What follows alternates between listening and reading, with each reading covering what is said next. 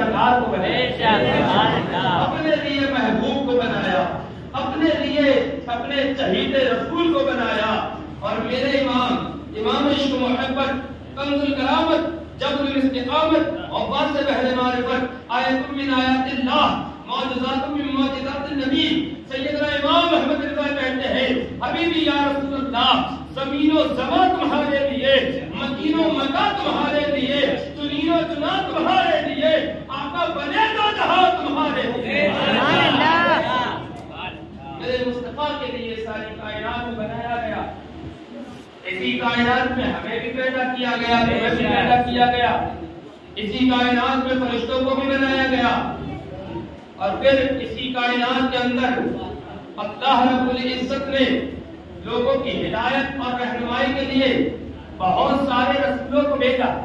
پیغمبران اسلام تشریف لاتے رہے، حضرت آدم علیہ السلام سے لے کے حضرت عیسیٰ علیہ اللہ تک 1,24,000 یا 2,24,000 کم و بیش انبیاء کرام علیہ السلام تشریف لائے. سب نے کہا کہ ہم اللہ کی طرف سے بھیجے ہوئے ہیں. سب نے کہا ہم اللہ کی بارگاہ سے آئے ہوئے ہیں. لوگوں گناہوں کو چھوڑو، بدعمالیوں کو چھوڑو، اللہ کی رسی کو مضبوطی سے تھامو. اور ساتھ ہی ساتھ سارے انبیاء یہ بھی کہتے رہے کہ ہمارے بعد ایک رسول آئیں گے جن کی بڑی شانیں ہوگی، ہمارے بعد ایک رسول آئیں گے جن کا بڑا مقام ہوگا، ہمارے بعد ایک رسول آئیں گے جن کا بڑا مرتبہ ہوگا. اللہ اکبر کبیرہ. حضرت آدم علیہ السلام نے حضرت شیش کو بلایا اور کہا کہ اے میرے بیٹے شیش سنو، اللہ تمہیں خلافت عطا کرے گا، تم میرے جانشین بنو گے، تم میرے خلیفہ بنو گے، اللہ تمہیں نبوت سے سرفراز کرے گا. لیکن سنو شیش، تمہیں نبوت مل جائے، تمہیں رسالت مل جائے، تمہیں مرتبہ مل جائے، تمہیں عظمتیں مل جائے، تمہیں شانیں مل جائے، پھر بھی یہ چاہو کہ تمہیں اور بڑی شانیں مل جائے تو اس کے لیے صرف ایک عمل کرتے رہنا. ہے سبحان اللہ. عمل ایک عمل. کون سا عمل؟ اللہ اکبر. حضرت آدم کہتے ہیں میرے شیش کثرت سے مصطفیٰ کریم صلی اللہ علیہ وسلم کا ذکر کرتے رہنا. سبحان اللہ سبحان اللہ. سرکار کا ذکر کرتے رہنا. پوچھا بیٹے نے ابا ملے گا کیا؟ سرکار کا ذکر کروں گا تو ملے گا کیا؟ میرے باپ حضرت آدم، ہمارے تمہارے باپ حضرت آدم کہتے ہیں بیٹا میں جنت میں تھا. کہاں تھا؟ جنت میں. جنتی نعمتوں سے میں لطف اندوز ہوا کرتا تھا. جنت کی نعمتیں مجھے ملا کرتی تھی. لیکن رب کی مشیت میں زمین پہ آ گیا. رب نے مجھے دنیا میں بھیج دیا. اب میں رب کی بارگاہ میں دعائیں کرتا رہا، اے پروردگار عالم اگر کوئی خطا ہو گئی ہے تو معاف کر دے، پروردگار عالم اپنا خاص فضل فرما دے. حضرت آدم کہتے بیٹا 300 سال تک میں روتا رہا، رب کی بارگاہ میں گنگناتا رہا، میری دعا قبول نہیں ہوئی. لیکن جب میں نے سید الانبیاء کا وسیلہ لیا اور ان کے نام سے رب کی بارگاہ میں دعا کی تو میرے بیٹے رب نے مجھے بڑا مقام و مرتبہ عطا کر دیا اور میری دعا کو قبول بھی کر دیا. سبحان اللہ سبحان اللہ. شان ہے مدینے کے والی کی، یہ شان ہے آمنہ کے لال کی، یہ شان ہے عبداللہ کے در یتیم کی، یہ شان ہے نبیوں کے امام کی. ایک نبی دوسرے نبی سے کہہ رہا ہے مرتبے میں بلندی چاہتے ہو تو ذکر مصطفیٰ کا کرے. حضرت امام غزالی رضی اللہ تعالی عنہ آپ فرماتے ہیں اللہ تعالیٰ نے حضرت موسیٰ پر وحی نازل فرمائی. کس پر؟ کس پر؟ حضرت موسیٰ کون ہے؟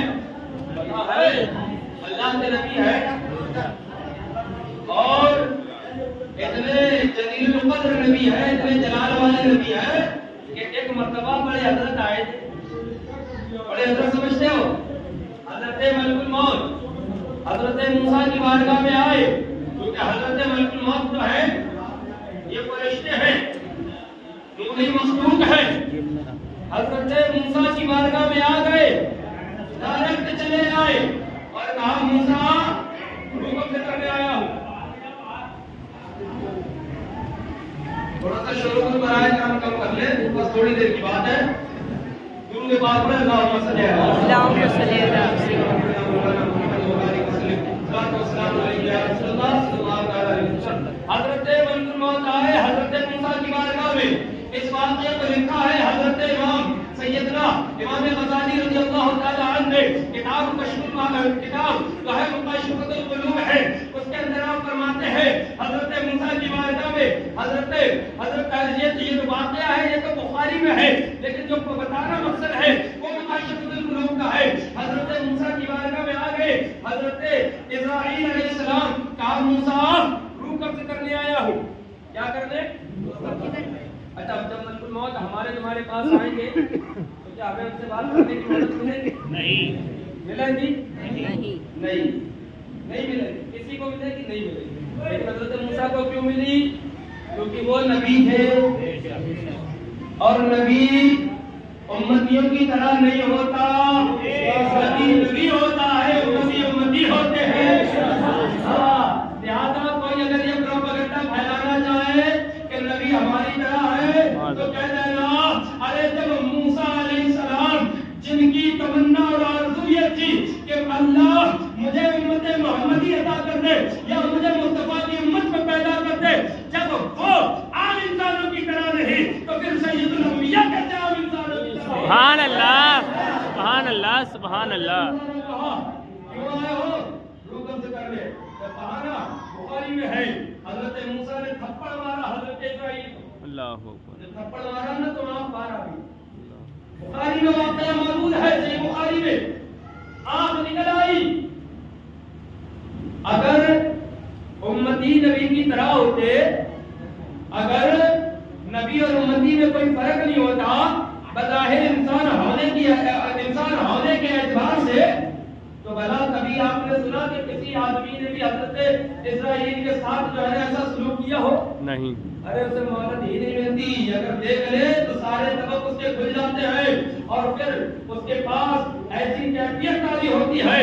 اللہ اکبر. آقا فرماتے ہیں نزاع کے وقت بڑی سخت تکلیف اور بڑی سخت کیفیت ہوتی ہے. اس وقت دعا کرا کرو اور اپنے مرنے والے کو تنقید کیا کرو کہ وہ کلمہ پڑھے, اس لیے کہ نزاع کے وقت انسان کی یادداشت بھی چلی جاتی ہے. اللہ اکبر. حضرت موسیٰ نے آنکھ نکال دی, اور پھر حضرت رب قدیر کی بارگاہ میں جب حضرت اسرائیل نے عریضہ پیش کیا, مولا تیرے حکم سے آیا تھا, اپنے آپ تو آیا نہیں, یہ دیکھو میرے ساتھ کیا ہوا. حضرت اسرائیل نے اپنی آنکھ اندر کیا, درست ہو گئی. کہا کہ موسیٰ کے پاس جب تم جاؤ تو چہرے پہ نقاب ڈال کے جاؤ. سمجھے کون ہے حضرت موسیٰ کہ جن کی بارگاہ میں اگر ڈائریکٹ حضرت ملک الموت بھی آ جائے تو ان میں بھی وہ چاٹا رسید کر دے. حضرت موسیٰ سے رب نے وحی دی. رب نے کہا موسیٰ سنو, اگر تم یہ چاہتے ہو کہ تمہاری زبان سے زیادہ قریب, تمہاری جان سے زیادہ قریب, تمہاری روح سے زیادہ قریب میں تمہارے ہو جاؤ تو تم مدینے والے پر درود و سلام پڑھو. محبت کے ساتھ ایک مرتبہ درود پاک. اللہم صلی علی سیدنا شفیعنا حبیبنا و مولانا محمد صلی اللہ علیہ وسلم. عزیزان ملت اسلامیہ, میرے مصطفیٰ کی بڑی شانیں ہیں. سرکار کے صدقے میں ساری کائنات کو بنایا گیا, ساری کائنات کو وجود بخشا گیا. آج جو یہ رمضان کا مہینہ ہے یہ بھی ہمیں مصطفیٰ کی صدقے میں ملا. سبحان اللہ. اس رمضان میں جس قرآن کی تلاوت ہوتی ہے یہ بھی ہمیں مصطفیٰ کے صدقے میں ملا. ہر زندگی کے قدم پر, ہر زندگی کے قدم اور ہر زندگی کے گوشے پر اگر کسی کا احسان ہے تو وہ مدینے والے آقا کا ہے. اسی قرآن میں رب فرماتا ہے انا انزلناہ فی لیلۃ القدر, ہم نے اس قرآن کو نازل فرمایا لیلۃ القدر میں. کون سی رات میں؟ لیلۃ القدر. لیل کہتے ہیں رات, قدر کہتے ہیں عظمت والی, بزرگی والی, مرتبے والی. رب فرماتا ہے ہم نے قرآن کو نازل فرمایا لیلۃ القدر میں. اور کس پر نازل فرمایا؟ حضور صلی اللہ علیہ وسلم پر نازل ہوا. ہمارے تمہارے آقا پر, ہمارے تمہارے مولا پر, ہمارے تمہارے مالک پر, ہمارے تمہارے مختار نبی پر. اور کون سا قرآن جس قرآن کے بارے میں رب فرماتا ہے لو لو انزلنا هذا القرآن على جبل لرأيته خاشعا متصدعا من خشية الله. اگر اس قرآن کو ہم پہاڑوں پہ اتارتے تو خشیت الہی سے پہاڑ ریزہ ریزہ ہو جاتے. ذرا غور کرو, جس قرآن کو پہاڑ پر اتارا جائے وہ ریزہ ریزہ ہو جائے, اور جس کلمہ مصطفیٰ پہ اتارا جائے تو وہ کلمہ مصطفیٰ اپنی امت کو وہ قرآن صحیح و سلامت عطا کرتا ہے. میرے آقا کی شان ہے, میرے آقا کی طاقت ہے. اسی کو میرے امام کہتے ہیں جس کو بارے دو عالم کی پرواہ نہیں, ایسے بازو کی قوت پہ ناخوش اللہ. اس رات میں قرآن نازل ہوا. اسے رب فرماتا ہے لیلۃ القدر خیر من الف شہر. یہ مبارک رات, قدر والی رات 1000 مہینوں سے افضل ہے. آپ 1000 مہینے عبادت کریں, جو آپ کو ثواب ملے گا اس سے زیادہ ثواب اس لیلۃ القدر کی ایک رات میں عبادت کرنے میں. آقا علیہ السلام فرماتے ہیں رمضان کی 7 راتوں میں, آخری عشرے میں 7 راتوں میں اس شب قدر کو تلاش کرو. روز کون سی راتوں میں تلاش کریں؟ 7 راتوں میں. 21ویں رات, 23ویں رات, 25ویں رات, 27ویں رات, 29ویں رات. اور یہاں جو شب ہے یہ کون سی شب ہے؟ 21ویں شب ہے. یہ بھی شب قدر کی رات. اس رات میں رب کی عبادت کرے, اس کی بارگاہ میں بندگی کرے, اس کی بارگاہ میں سجدے کرے, اور پھر اپنے گناہوں کی رب سے معافی طلب کرے. آج ہم سب کی کیا کہیں, اپنی بات کرتے ہیں, گناہوں کے دلدل میں پھنسے ہوئے ہیں. نیکیاں کچھ نہیں نامۂ اعمال میں, گناہوں کے انبار لگے ہوئے ہیں. نیکیاں کرنے کی ہمیں فرصت نہیں, اور گناہ ہم سے چھوٹتے نہیں.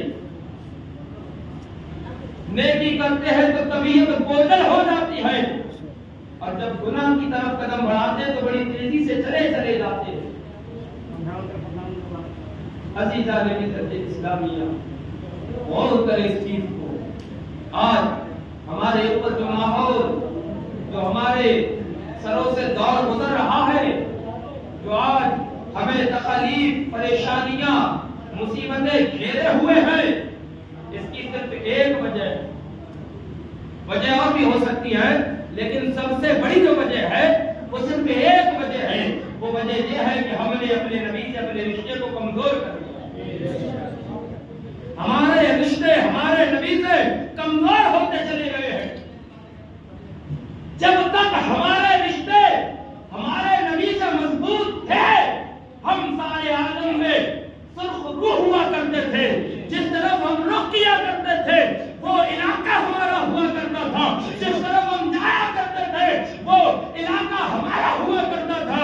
لیکن آج ہم نے اپنے نبی سے اپنے رشتے کو کمزور کیا ہے, تو جو ہمارا تھا وہ بھی ہم سے آج جاتا چلا جا رہا. حرم طیبہ میں آپ نے خبر دیکھی ہوگی, حرم مقدس جہاں پر بایزید بستانی جیسے سید الطائفہ, جنید بغدادی جیسے سردار الاولیاء بھی جب گزرتے ہیں تو سانس کو روک لیتے ہیں. اس حرم طیبہ کے اندر جہاں 70,000 فرشتے صبح میں آتے ہیں, 70,000 فرشتے شام میں آتے ہیں, اس حرم طیبہ کے اندر ابھی ماضی قریب میں ننگی عورتوں کو لے کے جایا گیا. کیا ہم نے نہیں دیکھا موبائل پر کہ لوگ, عورتیں, کفار, مشرکین عورتوں کو حرم طیبہ میں داخل کیا گیا. میرے نبی کے روضہ انور کی, میرے نبی کی مسجد اطہر کی بے حرمتی کی گئی. یہ ہمارا تمہارا رشتہ نبی سے کمزور نہیں تو اور کیا ہے؟ ہمارا رشتہ مصطفیٰ سے کمزور نہیں ہوا تو یہ کیا ہے؟ اللہ اکبر. آؤ میں تمہیں لے کے چلتا ہوں ذرا اس دور میں جب جب دور تھا حضرت نور الدین زنگی کا رضی اللہ تعالی عنہ، کون نور الدین زنگی جو صرف ایک عام سا سپاہی تھا، لیکن اللہ نے فضل فرمایا یہ خود سپاہ سالار بن گیا، بادشاہ بن گیا، گورنر بن گیا۔ اللہ اکبر کبیرہ۔ دو یہودی آتے ہیں اور مدینہ الرسول میں آنے کے بعد انہوں نے ایک کمرہ کرائے پہ خریدا، اس کمرے میں رہنے لگے۔ ظاہری ان کا جو تھا بڑا عبادت و ریاضت والا تھا، بڑا جو ہے نا سجدہ اور تسبیح والا تھا اور لوگوں کی بڑی مدد کرتے تھے، لیکن خبیث النفس تھے، ان کی نیتوں میں خباثت بھری تھی۔ انہوں نے گنبد خضرا کے قریب ایک کمرہ لیا، دن بھر عبادت کرتے، صدقہ خیرات کرتے، جب رات کا سناٹا چھا جاتا تو زمین میں سے مٹی ہٹا کے جنت البقیع شریف میں ڈالا کرتے اور اندر ہی اندر سرنگ بنا رہے تھے۔ کیا کر رہے تھے؟ کیوں بنا دی؟ کوئی خزانہ تھا؟ مصطفیٰ کریم ہی سب سے بڑے خزانہ ہے۔ بے شک، سبحان اللہ۔ سرکار کے جسم اطہر کو تکلیف پہنچانے کے لیے اللہ اندر ہی اندر سرنگ بنا رہے ہیں۔ جب ان کی سرنگ بالکل قبر رسول صلی اللہ علیہ وسلم کے قریب ہو گئی، میرے مصطفیٰ حضرت نور الدین زنگی کے خواب میں آتے ہیں اور آنے کے بعد کہتے ہیں اے نور الدین، یہ دو شخص، آپ نے ان کی شکلیں دکھائی، کہا نور الدین یہ دو شخص مجھے تکلیف پہنچانا چاہتے ہیں، آؤ اور ان کو مجھ سے دور کر۔ ایک رات یہ گزری، جب صبح ہوا تو پھر وہ اپنے معاملات میں لگ گئے، حکومت کے، سیاست کے۔ پھر جب رات آئی تو پھر سرکار خواب میں تشریف لایا، کہا نور الدین یہ دو شخص جو ہے یہ مجھے تکلیف پہنچانا چاہتے ہیں، ان سے مجھے بچاؤ، ان کو دور کرو۔ اللہ اکبر۔ دوسری رات گزری تو نور الدین بے قرار اور بے تاب ہو گئے، کہا کہ صبح ہی نکلا جائے گا، لیکن جب صبح ہوئی تو پھر حکومت کے کاموں میں مصروف ہو گئے۔ تیسرا دن گزرا، رات آئی، سوئے تو پھر مصطفیٰ خواب میں تشریف لایا، کہا نور الدین یہ دو شخص مجھے تکلیف پہنچانا چاہتے ہیں، ان کو مجھ سے دور کرو۔ جب تیسری مرتبہ سرکار خواب میں آئے، نور الدین نے اپنا بستر اسی وقت چھوڑ دیا، اعلان کرایا ساتھیوں کو تیار کرو، فوج کو تیار کرو، ابھی کے ابھی ہم مدینہ الرسول کی طرف نکلیں گے، ابھی کے ابھی ہم مدینہ الرسول کی طرف کوچ کریں گے۔ نور الدین زنگی نے اپنے ساتھ ساتھیوں کو لیا، مال لیا، متاع لیا، خزانہ لیا اور رات بھر چلتے رہے، دن بھر چلتے رہے۔ چند دنوں کے بعد مدینہ الرسول پہنچے ہیں۔ اللہ اکبر کبیرہ۔ جب پتا چلا گورنر وقت آیا ہے تو مدینے کے لوگ آ کے زیارت کرنے لگے، آ کے سلام کرنے لگے۔ حضرت نور الدین زنگی نے اعلان کرا دیا سب کو خزانے سے حصہ دیا جائے گا، سب کو مال دیا جائے گا، سب کو جو ہے نا پیسے دیے جائیں گے، سب لوگ آ کے اپنا اپنا حصہ لے جائے۔ حضرت نور الدین زنگی نے اپنے خزانے کو کھول دیا، لوگ آتے جاتے، نور الدین ان کو دیتا جاتا، لوگ آتے جاتے، نور الدین دیتا جاتا۔ مدینے کے سارے لوگوں کو اس نے پیسے دیے، خزانے دیے، ان کے اوپر مال خرچ کیا۔ حضرت نور الدین کہتے ہیں اے مدینہ والوں بتاؤ تو صحیح، کوئی رہ تو نہیں گیا؟ سب کو ہو گیا۔ حضرت نور الدین زنگی جب کسی کو دیتے تو اس کی چہرے کو بڑے غور سے دیکھا کرتے۔ حضرت نور الدین سے لوگ کہتے ہیں اے گورنر وقت، اے امیر المومنین، سب کو مل گیا، کوئی باقی نہ رہا۔ حضرت نور الدین کہتے ہیں میں نے اپنے دل میں کہتے ہیں ان دو شخصوں کو جن کو سرکار نے دکھایا تھا وہ ابھی نظر نہیں آئے، کہا بتاؤ تو صحیح کوئی رہ تو نہیں گیا؟ اگر کوئی رہ گیا ہو، نہ آ سکا ہو تو بتاؤ، ان کو کچھ دیا جائے۔ عزیزان ملت اسلامیہ، تھوڑی دیر کے بعد ایک شخص کہتا ہے حضور دو لوگ رہ گئے ہیں، ان کو دنیا سے کوئی مطلب نہیں، فنا فی اللہ ہے، دنیا کو ترک کر چکے ہیں، تارک الدنیا ہے، اللہ کی عبادت میں مصروف رہتے ہیں، اللہ کی عبادت و بندگی میں لگے رہتے ہیں، ان کو دنیا اور دنیا والوں سے کوئی مطلب نہیں ہے۔ حضرت نور الدین کہتے ہیں ان کو بھی بلاؤ، ان کو بھی کچھ دے دیا جائے، ان سے بھی دعائیں کرا لی جائے۔ اللہ اکبر کبیرہ۔ لوگوں نے جب ان کو بلایا، حضرت نور الدین کی جیسے ہی نظر پڑتی ہے پہچان لیا یہ وہی موذی انسان ہے جن کو مصطفیٰ نے خواب میں دکھایا تھا۔ عزیزان ملت اسلامیہ، غور کرو ایک دور وہ تھا جب گورنر وقت مدینے کی حفاظت کے لیے آیا ہوا تھا، اور آج ایک وقت ہے کہ گورنر وقت جو ہے وہاں کی حکومت وہ خود اس حرم طیبہ کے تقدس کو پامال کرتی ہوئی نظر آ رہی ہے، حرم طیبہ کے عظمتوں کو پامال کرتی ہوئی نظر آ رہی ہے۔ اللہ اکبر کبیرہ۔ حضرت نور الدین نے جب دیکھا نا تو آگ بگلا ہو گئے، آپ نے ان دونوں کو پکڑا، وہیں پر قتل کیا۔ لوگوں نے کہا اے نور الدین کیا کرتے ہو، اتنے نیک لوگوں کو قتل کرتے ہو؟ اللہ اکبر کبیرہ. حضرت نور الدین کہتے ہیں یہ نیک نہیں ہے, یہ خبیث ہے. ان کے بارے میں سرکار نے فرمایا ان کے گھر کی تلاشی لی جائے. جب گھر کی تلاشی لی گئی تو جس جگہ پہ مصلی بچھا کے عبادت کرتے تھے اس کے نیچے سے انہوں نے سرنگ بنانا شروع کی. جو قریب تھا سرکار کے جسم اطہر تک پہنچنے کی. حضرت نور الدین نے کہا دیکھو یہ مسلمان نہیں تھے, یہ یہودی تھے. مصطفیٰ کے جسم اطہر کو تکلیف پہنچانے کے لیے آئے تھے. اللہ اکبر کبیرہ. غور کرو اس وقت کے یہودی بھی خاموش نہیں بیٹھے تھے, حرم طیبہ کے تقدس کو پامال کر رہے تھے. آج کے سعودی جو حقیقتاً یہودی ہے وہ بھی حرم طیبہ کے تقدس کو پامال کر رہے تھے. اور یہی آل سعود یہود فلسطین میں اہل ایمان کے قتل و غارت کا سبب بن رہے ہیں. ورنہ یہ عرب ممالک اگر اس چیز کا اعلان کر دے کہ ہم فلسطین کے ساتھ ہیں تو خدا کی قسم یہ عرب ممالک کے بادشاہ جو آج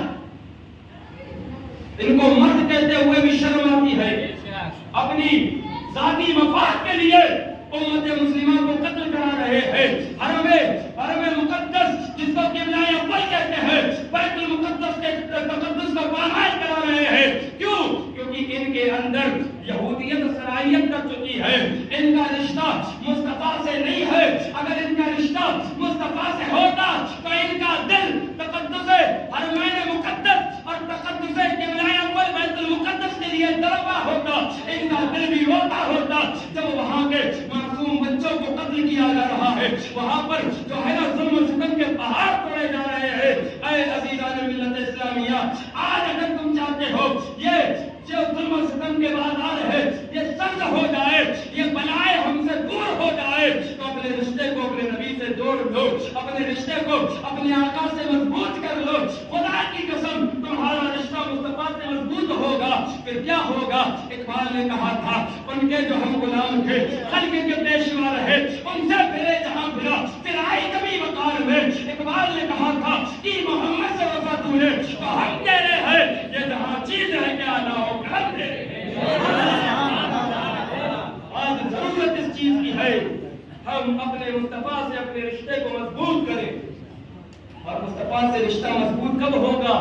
جب ہم ان کی تعلیمات پر عمل کریں. بتاؤ نبی سے کس کس کا محبت ہے؟ سبھی کو ہے. اگر کوئی یہ کہے کہ مجھے نہیں ہے تو وہ مسلمان ہی نہیں ہو سکتا. ہاں, لیکن یہاں پر ایک مسئلہ اور ہے. محبت تو ہے لیکن دنیا کی محبت اس محبت کے غالب آ گئی. جب پہ ہونا کیا چاہیے تھا. آؤ بخاری شریف کی طرف. آقا فرماتے ہیں, انس بن مالک کی حدیث کے راوی ہے, میرے آقا فرماتے ہیں لا یؤمنو احدکم حتی اکون احب الیہ من والدہ و ولدہ والناس اجمعین. اے لوگوں سنو, کوئی بھی بندہ اس وقت تک مومن نہیں ہو سکتا جب تک اپنی جان سے زیادہ, اپنے ماں باپ سے زیادہ, اپنے عزیز و اقارب سے زیادہ, اپنے قوم کبیرہ سے زیادہ مجھ محمد سے محبت نہ کرے. آج ضرورت ہے اس چیز کی کہ ہمیں اپنے مصطفیٰ کریم سے اپنے رشتے کو مضبوط کرنا ہے. ان سے اپنے رشتے کو مضبوط کر لو. خدا کی قسم تو یہ مسجدوں کا تقدس بھی برقرار رہے گا, یہ نمازوں کی شانیں بھی برقرار رہے گی, یہ سجدوں کی نورانیت بھی برقرار رہے گی, یہ محراب و منبر بھی سلامت رہیں گے, یہ دین بھی سلامت رہے گا. اس لیے کہ کل دین ہے مصطفیٰ کی محبت کا نام. سارے کا سارا دین مصطفیٰ کریم کی محبت کا نام ہے. اقبال نے کہا تھا مغز قرآن روح ایمان جان دین ہست حب رحمت للعالمین, کہ قرآن کا مغز ہے دین کی روح, ایمان کی جان. اگر کوئی ہے تو وہ رحمت للعالمین کی محبت ہے. آج اس چیز کی ضرورت ہے. اپنا رشتہ مصطفیٰ سے مضبوط کرو. جب رشتہ مصطفیٰ سے مضبوط ہوگا تو پھر جب وقت نماز ہوگا تو پھر بندہ مسجد میں بھی آئے گا. کیوں؟ کیونکہ میرے آقا نے فرمایا قرۃ عینی فی الصلاۃ, جعلت قرۃ عینی فی الصلاۃ, میری آنکھوں کی ٹھنڈک نماز میں رکھی گئی ہے. جب عشق ہو مصطفیٰ سے, پیار ہو مصطفیٰ سے, جب کسی کو کسی سے عشق ہو جاتا ہے نا تو اس کی برائیاں بھی برائیاں نظر نہیں آتی، پھر وہ برائیاں بھی اچھائیاں بھی نظر آتی۔ جب کسی کو کسی سے عشق ہو جائے، اور میرے مصطفیٰ کو تو اللہ نے ہر برائی سے پاک پیدا کیا ہے۔ وَأَحْسَنُ مِنْكَ لَمْ تَرَ قَطُّ عَيْنِي وَأَجْمَلُ مِنْكَ لَمْ تَلِدِ النِّسَاءُ خُلِقْتَ مُبَرَّأً مِنْ كُلِّ عَيْبٍ۔ حضرت حسان کہتے ہیں یا رسول اللہ، میری نگاہوں نے آپ سے زیادہ حسین و جمیل خوبصورت دیکھا ہی نہیں۔ سبحان اللہ۔ اور یا رسول اللہ، کسی ماں نے آپ کے جیسا حسین و جمیل پیدا ہی نہیں کیا۔ سبحان اللہ۔ خلقت مبرأ من کل عیب، اللہ تعالیٰ نے آپ کو ہر عیب و نقائص سے پاک پیدا کیا ہے۔ بے شک۔ اسی لیے ہم کہتے ہیں سب سے اولا و اعلیٰ ہمارا نبی۔ نعرہ بولو، سب سے اولا و اعلیٰ ہمارا نبی۔ سب سے بالا و بالا ہمارا نبی۔ اپنے مولا کا پیارا ہمارا نبی۔ دونوں عالم کا دولہ ہمارا نبی۔ کون دیتا ہے دینے کو منہ چاہیے، دینے والا ہے سچا ہمارا نبی۔ دینے والا ہے سچا ہمارا نبی۔ دینے والا ہے سچا ہمارا نبی۔ ہمارا نبی۔ آج جو کچھ ملا ہے سب میرے مصطفیٰ کے قدموں کے صدقے میں ملا ہے۔ اس نبی سے ہم نے نعرہ تکبیر، اللہ اکبر۔ نعرہ رسالت، یا رسول اللہ۔ ملک اعلیٰ حضرت زندہ باد۔ حضرت علامہ مولانا مشیر اختر القادری صاحب، زندہ باد۔ نعرہ تکبیر، نعرہ حیدری۔ یا علی۔ رشتے کو مصطفیٰ سے مضبوط کرو، خدا کی قسم جب رشتہ مصطفیٰ سے مضبوط ہو جائے گا پھر نمازوں میں بھی لطف آئے گا، سجدوں میں بھی مزہ آئے گا، رمضان کے روزوں میں بھی کیف آئے گا، نماز تراویح ادا کرو گے تو اس میں بھی جو ہے نا لطف آئے گا، قرآن کی تلاوت کرو گے تو اس میں لطف آئے گا۔ آؤ میں تمہیں لے کے چلتا ہوں حضرت بایزید، حضرت جنید بغدادی کی بارگاہ میں، حضرت سبحان جنید اللہ بغدادی کے دور میں ایک شخص تھا جو تصویریں بنایا کرتا تھا، جس کو مصور کہا جاتا ہے، تصویر بنانے والا مصور تھا، اور اس کے اندر کوالٹی یہ تھی کہ اگر کوئی کسی کو ایک جھلک دیکھ لے ہو بہو وہی تصویر بنا دے، ہو بہو وہی۔ اگر کوئی بتا دے کہ ایسی خط و خال ہے، ایسا روپ ہے، ایسا نکھار ہے، ایسا اس کے چہرے کا جغرافیہ ہے، تو سن کر ہی ہو بہو وہی نقل بنا دے، اس کی تصویر بنا دے۔ جنید بغدادی کو پتہ چلا نا تو پہنچ گئے اسی مصور کے پاس اور کہنے لگے سنا ہے تو تصویر بناتا ہے، تیرا تصویر بنانے میں تجھے بڑی مہارت حاصل ہے، تجھے بڑا ملکہ حاصل ہے، سن میں بھی آیا ہوں تیرے پاس اپنے محبوب کی تصویر بنوانے۔ سبحان اللہ۔ سبحان اللہ، سبحان اللہ، سبحان اللہ۔ میں بھی اپنے محبوب کی تصویر بنوانے آیا ہوں۔ حضرت جنید بغدادی سے کہتا ہے وہ بتاؤ کیا ہے تمہارا محبوب، کون ہے تمہارا محبوب، کیسا ہے تمہارا محبوب، کون ہے تمہارا محبوب، کیسا ہے تمہارا محبوب بتاؤ۔ حضرت جنید بغدادی کہتے ہیں کہ میرے محبوب کو محمد رسول اللہ کہتے ہیں۔ سبحان اللہ۔ سبحان اللہ۔ جب اس نے نام سنا نا نام تو کہتا ہے کہ جنید جس کے تم عاشق ہو میں بھی اسی کا عاشق ہوں، سبحان اللہ۔ جس سے تم محبت کرتے ہو میں بھی اس سے محبت کرتا ہوں، تمہیں بتانے کی ضرورت نہیں، ان کی تصویر تو میں پہلے سے بنا کے رکھا ہوں۔ سبحان اللہ۔ کسی نے کہا تھا نا دل کے آئینے مگر آئی ہے تصویر یار کی، ہے نا جب ہوئی حاجت تو سر کو گردن جھکا کے دیکھ لی، اے اللہ اکبر کبیرہ۔ کہتے ہیں وہ مصور حضرت جنید سے جس سے محبت تمہیں ہے مجھے بھی ان سے محبت ہے، میں نے بھی ان کی تصویر بنا کے رکھی ہے۔ تو جنید کہتے ہیں جب تصویر ہے تو پھر جلدی لانا، جلدی دکھانا، دل بے قرار ہے، دل بے چین ہے۔ وہ مصور اندر جاتا ہے، جانے کے بعد ایک مخملی جزدان میں ایک کتاب لکھتی ہوئی ہے لے کر آتا ہے، اور آنے کے بعد جنید کے سامنے رکھتا ہے اور کہتا ہے اے جنید یہ جانتے ہو کیا ہے؟ جنید کہتے ہیں کیا ہے؟ ذرا کھول کے دیکھو۔ حضرت جنید نے کتاب کو جب کھول کے دیکھا تو وہ قرآن مقدسہ ہے۔ اللہ اکبر کبیرہ۔ مصور کہتا ہے اے جنید تم نے کہا مصطفیٰ کی تصویر، یہ قرآن ہی تو مصطفیٰ کی تصویر ہے، یہ قرآن ہی مصطفیٰ کی تصویر ہے۔ حضرت جنید رضی اللہ تعالی عنہ آپ کہتے ہیں کیسے، ذرا سمجھاؤ تو صحیح۔ اللہ اکبر، کیا باتیں تھی، کیا انداز تھا۔ وہ مصور کہتا ہے اے جنید یہ پورے کا پورا قرآن میرے مصطفیٰ کی تصویر ہے، اگر تمہیں مصطفیٰ کا چہرہ دیکھنا ہے نا قرآن کھولو اور پڑھو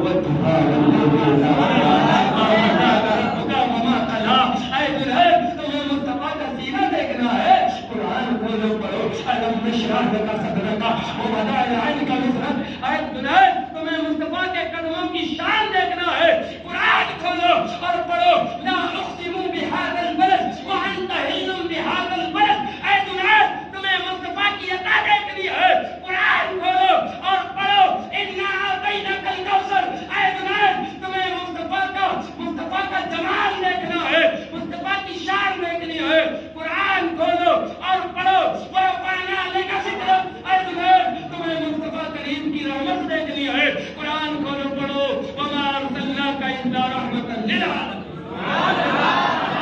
کھولو میرے مصطفیٰ کا ذکر ہے جہاں پڑھو میرے مصطفیٰ کی شانوں کا ذکر ہے کہیں مصطفیٰ کے قدموں کا ذکر ہے کہیں مصطفیٰ کی آنکھوں کا ذکر ہے کہیں مصطفیٰ کی زبان کا ذکر ہے کہیں مصطفیٰ کے سینے کا ذکر ہے کہیں مصطفیٰ کے ہاتھوں کا ذکر ہے کہیں مصطفیٰ کی بصارت کا ذکر ہے کہیں مصطفیٰ کی سماعت کا ذکر ہے کہیں مصطفیٰ کے افکار کا ذکر ہے کہیں مصطفیٰ کی سیرت کا ذکر ہے اور کہیں سراپا میرے مصطفیٰ کا ذکر ہے اللہ فرماتا ہے محمد رسول اللہ محمد ہمارے رسول ہیں اے میرے امام کہتے ہیں اے رضا خود صاحب قرآن مدہ ہے حضور تجھ سے پھر ممکن ہے کب مدحت رسول اللہ کی اپنے آپ کو پہچانو تم مصطفیٰ کریم کے شعر ہو شعر بے شک الحمدللہ